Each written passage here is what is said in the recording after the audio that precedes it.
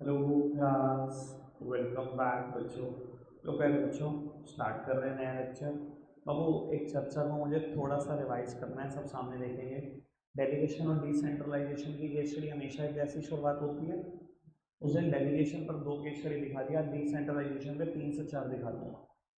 Difference क्या आता है, आखिरी में सिर्फ 4 वर्ड आ सकता है, 4 में से कोई एक वर्ड होगा तो डिसेंट्रलाइजेशन आंसर होगा।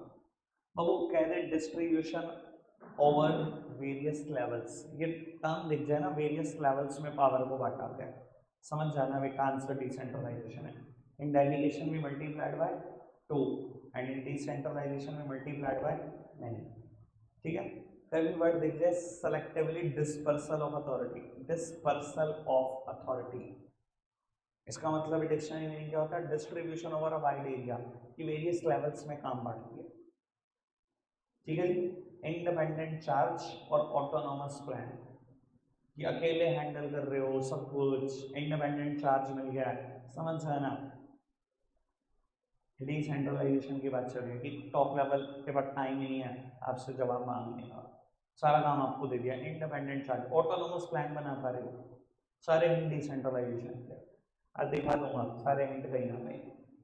दूसरी बात बाबू, लास्ट टाइम ना हम केस स्टडी कर रहे थे, तो ना जब भी आता था ना वर्ड आइडेंटिफाई द कंसेप्ट, मैंने बताया आपको लास्ट लेक्चर में, अगर आइडेंटिफाई द कंसेप्ट की बात करें, बिजनेस स्टडीज बहुत बड़ी है भाई, बहुत कंसेप्ट पढ़ोगे पूरी 12th क्लास में तो मुश्किल होता है। लेकिन ज़्यादातर अगर ये पता लग जाए ना कि ऑर्गेनाइजिंग चैप्टर से पूछा जा रहा है सवाल और आइडेंटिफाई द कंसेप्ट लिखा है, ये आंसर डेलीगेशन होगा या डिसेंट्रलाइजेशन होगा।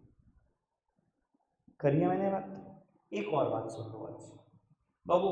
लास्ट क्लास में ना हमने सबसे लास्ट केस स्टडी यही करी, name the framework which the diversified organization should adopt, और मैंने कहा था केस में मत पढ़ना, डाइवर्सिफाइड ऑर्गेनाइजेशन है मतलब मल्टीपल प्रोडक्ट बना रही है, तो answer is divisional structure. Babu framework पे जब भी क्वेश्चन आएगा पूरी बिजनेस स्टडीज से, आंसर 3 हो सकते हैं। मैं आपको क्लियर कर देता हूँ 3 कैसे। आपके दिमाग में चल रहा होगा ये आंसर होगा फंक्शन या होगा डिवीजन, है ना। तीसरा नहीं चल रहा होगा, वो मैं समझा देता हूँ। कई बार ना क्वेश्चन ऐसा होता है, नेम द फ्रेमवर्क, आगे कुछ लिखा होता है और बी पार्ट में लिखा होता है identify the type of framework. अब मैं आपको बता देता हूँ, अगर ऐसा किसी क्वेश्चन की फ्रेमिंग हुई है तो नेम द फ्रेमवर्क का आंसर होगा ऑर्गेनाइजेशनल स्ट्रक्चर, फिर उसका टाइप आइडेंटिफाई करना होगा, यानी कि या तो होगा फंक्शन या होगा डिविजनल।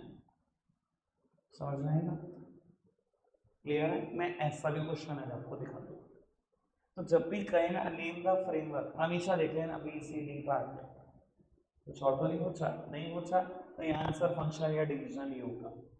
और अगर यहाँ नेम द फ्रेमवर्क है और नीचे नहीं पूछ रहा identify the type of framework, समझ आना इसका आंसर ऑर्गेनाइजेशनल स्ट्रक्चर है। क्लियर है बात, आगे बढ़ जाए। चलो नेक्स्ट केस स्टार्ट करते हैं बाबू। मेरे प्री बोर्ड में आया हुआ केस, मेरे प्री बोर्ड्स में आया हुआ केस है, ठीक है जी, मतलब इतना तो याद रहता है भाई, पढ़ना चाहिए।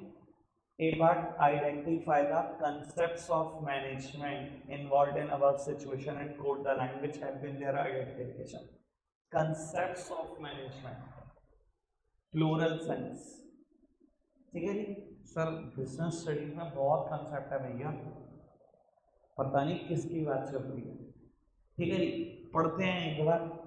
वैसे बता देता हूँ, यहाँ मैनेजमेंट के फंक्शंस की बात चल रही है, पोस्ट बेसिक की बात चल रही है, तो आपको खुद पढ़कर लगेगा।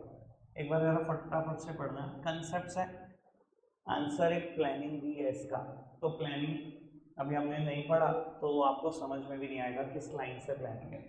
अब आगे बढ़ो, ढूंढने की कोशिश करो कि आपको ऑर्गेनाइजिंग मिला, आप ये ट्राई करो, वैसे मिल जाना चाहिए मेरे बिना कहे।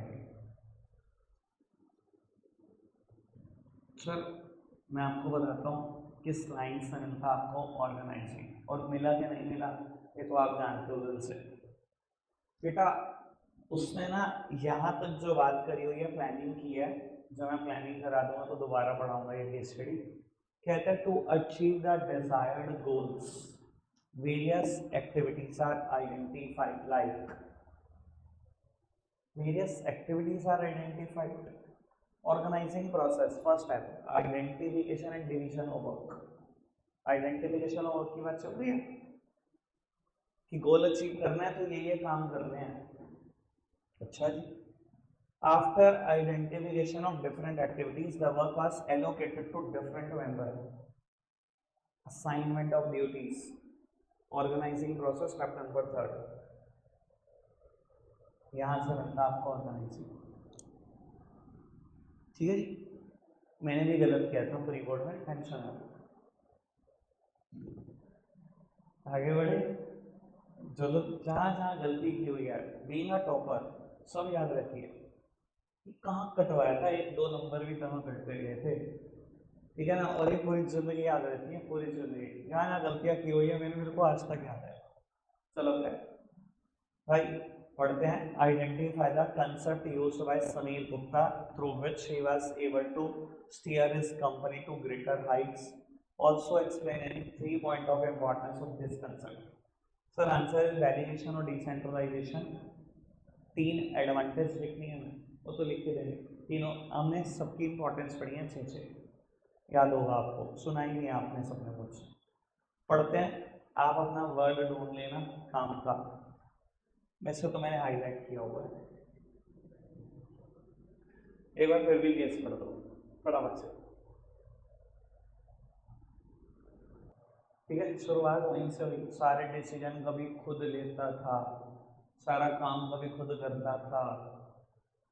उसके बाद बांटना पड़ेगा भैया, 2 लेवल में बांटोगे तो वो कंपलसरी टास्क है, वो डेलीगेशन है। सेलेक्टिवली डिस्पर्स करोगे, मल्टीपल लेवल तक बांटते चले जाओगे, बस फिर तो डिसेंट्रलाइजेशन। ठीक है जी, आओ आगे बढ़ाते हैं। ये देखो चारों हिंट लिखे हुए हैं,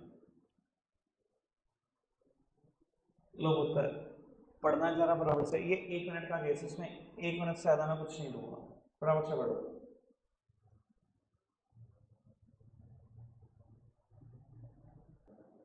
बाबू नेक्स्ट इज 30 सेकेंड। वैसे तो वर्ड मेरे को पक्का पता है, एक बार लेकिन फिर भी पढ़ दो, 30 सेकेंड और लोग उत्तर आगे बढ़ाए बेटा। 1 मिनट जल्दी से लगा दो। क्या चाहिए कंपनी को? Higher degree of specialization. Sir आपको पता है किस टाइप ऑफ स्ट्रक्चर की एडवांटेज होती है specialization? Answer is functional structure. आगे बढ़ जाए। तो ये केस स्टडी कट नहीं है, पढ़नी है। लास्ट ईयर तक फॉर्मल इनफॉर्मल टॉपिक कट था, नहीं लास्ट ईयर तो था। ठीक है जी, अब वापसी है टॉपिक हमारे पास है तो पढ़ना है। आंसर फॉर्मल इनफॉर्मल में से ही होगा। Suggest how the organization can overcome problems faced by it. कैसे ऑर्गेनाइजेशन ओवरकम कर सकते हैं इस प्रॉब्लम से, और उसके 2 बेनिफिट भी बताने हैं जो आपका सजेशन है। एक बार केस ढंग से बनना, केस आप पढ़ो, आंसर देखते हैं। होगा कंपनी में जितनी भी प्रॉब्लम सिर्फ फॉर्मल ऑर्गेनाइजेशन की वजह से है। देख लो यहाँ लिखा हुआ है ना कि कोई भी पीपल को अलाउड नहीं है to interact beyond their officially defined roles. Officially defined roles दिए गए हैं, उसके बियॉन्ड बात नहीं कर सकता, काम नहीं कर सकता। सारी प्रॉब्लम फॉर्मल ऑर्गेनाइजेशन की वजह से है ना। तो उसने पूछा था कि ऑर्गेनाइजेशन कैसे ओवरकम कर सकती है, तो आपने लिखना है by adopting informal organization. Informal organization को अडॉप्ट करो, बहुत कुछ ठीक होने लगेगा।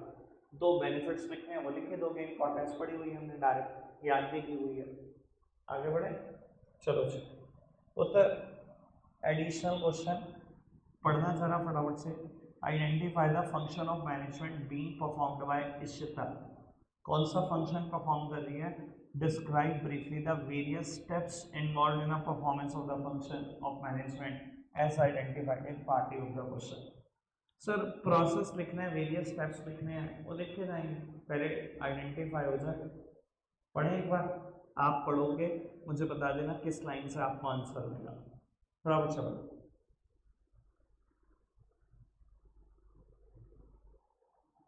तो वो 3rd line, she identifies the various activity, identification and division of work.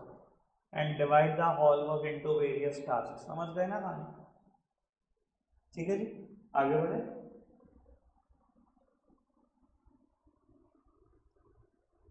Question की फ्रेमिंग अच्छी है। Which function of management is being discuss, चलो तो करेंगे बात। Identify the framework, name the type of framework. Answer पता है इसका क्या होगा?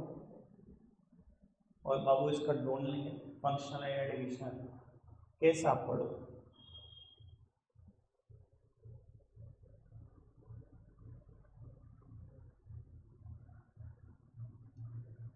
फंक्शन के बेसिस पे जॉब पोजीशन क्रिएट की हुई है, क्लियरली लिखा हुआ है, divided into 4 departments on the basis of function.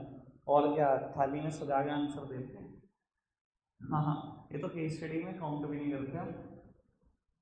Laddu, चलो जी बाबू, पहले रिक्वायरमेंट, फिर पढ़ते हैं। बी पार्ट नहीं हो पाएगा अभी। Identify and explain the functions of management, और इम्पोर्टेंस भी बतानी है, दो दो, कोई भी दो दो। ऑर्गेनाइजिंग इम्पोर्टेंस मैंने भी नहीं करे, है ना। तो बाबू फंक्शंस, बाबू हमने तो अभी फंक्शन के नाम पर दो ही पढ़े हैं, स्टाफिंग पढ़ा और ऑर्गेनाइजिंग। अगर आंसर स्टाफिंग होता तो आइडेंटिफाई पक्का करवाता, अभी नहीं कर पाओगे, प्लानिंग है इसमें। ठीक है जी, दूसरा ऑर्गेनाइजिंग है, वो ढूंढ लो कहाँ से मिला आपको, वो मुझे बताना कौन सी लाइन से आइडेंटिफाई किया आप। पढ़ना फटाफट से। सर मिल गया होगा, होप सो। ठीक है जी, आइडेंटिफाई कर दिए, वेरियस टास्क डिवाइड कर दिया। चलो आगे बढ़ाते हैं आपको। बहुत बहुत बढ़िया क्वेश्चन। अब आपकी समझदारी टेस्ट हो जाएगी। कोई भी आंसर नहीं बोलेगा मुंह से एक बार भी, मैं पूछूंगा जिससे वो आंसर करेगा। पढ़ना फटाफट से। पड़ोसी से डिस्कस नहीं करना बाबू, आपकी ईमानदारी साथ जानी है दुनिया से। एज पढ़ लिया सबने? दिवेश, कंपनी को ऑर्गेनाइजेशनल स्ट्रक्चर बदलना चाहिए या नहीं, क्यों या क्यों नहीं, ये भी बता दें।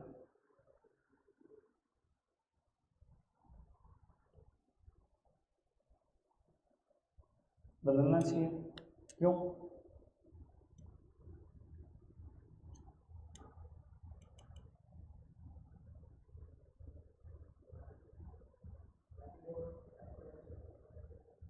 अच्छा,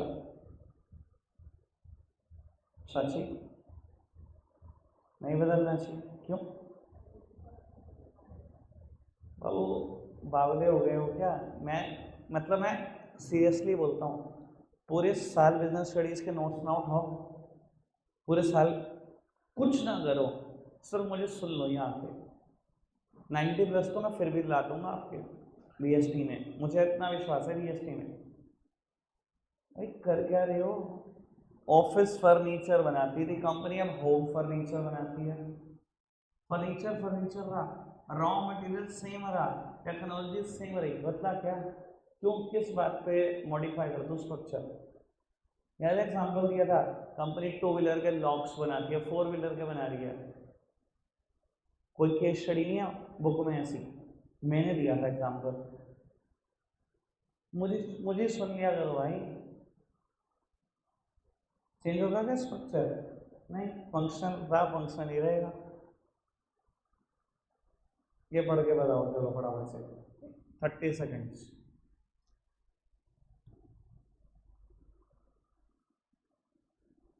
सर यहाँ तो स्ट्रक्चर चेंज होना चाहिए। एनर्जी ड्रिंक कहाँ, स्पोर्ट्स वियर कहाँ, तो बिल्कुल ही कंप्लीटली न्यू प्रोडक्ट है।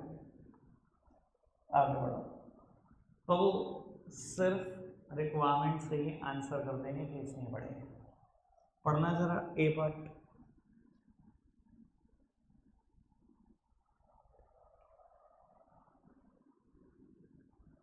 इंटरपर्सनल रिलेशनशिप पर बेस्ड ऑर्गेनाइजेशन, इनफॉर्मल। 3 डिसएडवांटेज लिखे जाएंगे।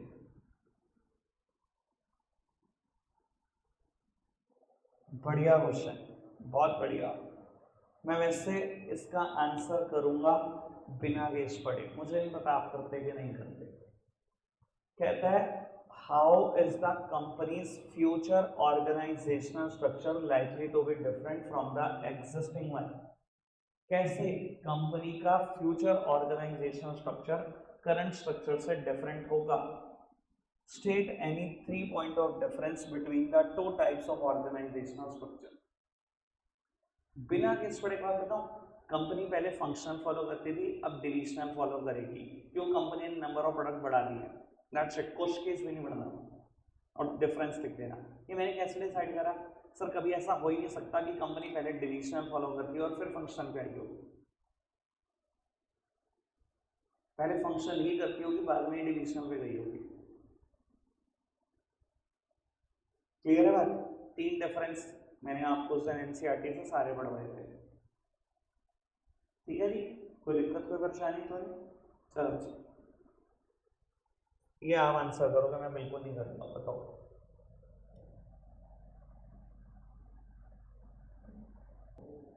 वो ऑर्गेनाइजेशन के अंदर फ्रेंडली इंडोर क्रिकेट मैचेस करा रहे हो, फॉर्मल ऑर्गेनाइजेशन कहती है, वो तो कहती है रूल्स के हिसाब से चलो, वहाँ तो कोई रूल भी नहीं बचेगा, ना कोई सुपीरियर सबॉर्डिनेट बचेगा। क्रिकेट मैच खेल रहे हो, वहाँ भी बताओगे मैं सीनियर हूँ, सीनियरिटी है। वहाँ तो बाबू जो आपका मैनेजर होगा आप अरे बैठ दे इधर, चल यहाँ बैठ। समझ में आई क्या बात? चलो जी, वो बढ़ाते हैं बात को आगे। कंसेप्ट बताना है, पढ़ना जरा केस।